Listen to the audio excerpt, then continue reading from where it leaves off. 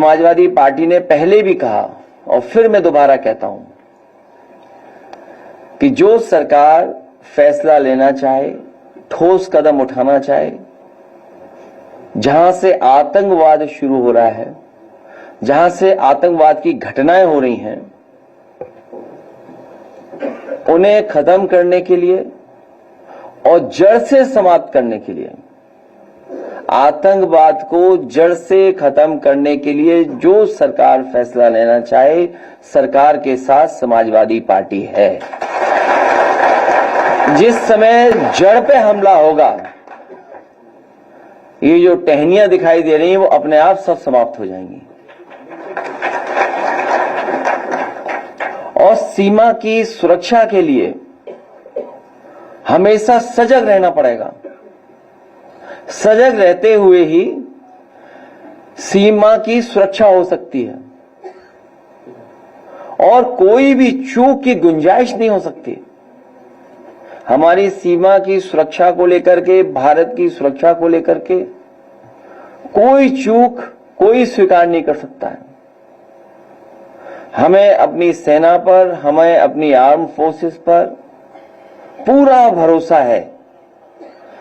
यही फोर्स है जो सीमा पर हमारे देश की रक्षा कर रही है और उन्हीं की वजह से आज हम सुरक्षित हैं। आज हम इस हॉल में बैठ पा रहे हैं या हम सुरक्षित माहौल में रह पा रहे हैं।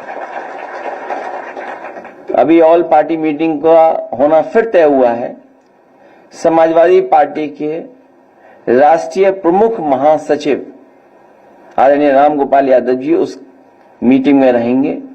जो हमारी पार्टी से सुझाव होगा वो सुझाव जरूर हम लोग देंगे और सुझाव यहां तक देंगे क्योंकि कुछ लोग कहते थे कि अब नए तरह का युद्ध है, इसमें फौज की जरूरत नहीं पड़ेगी और उसका परिणाम यह हुआ था कि अग्निवीर जैसी व्यवस्था लागू हुई थी जो अस्थाई है, स्थायी नहीं है।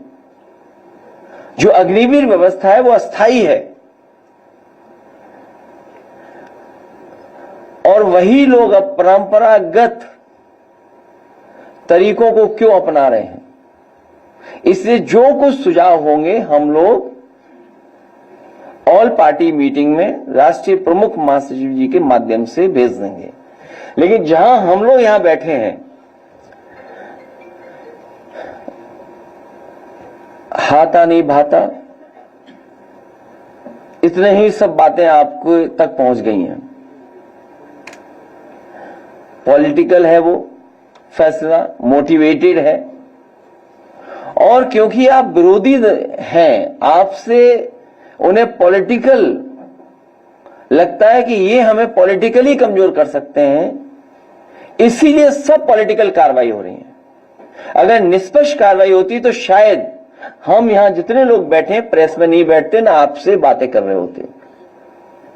उन्हें हाथा नहीं भाता, तिलक नहीं लुभाता।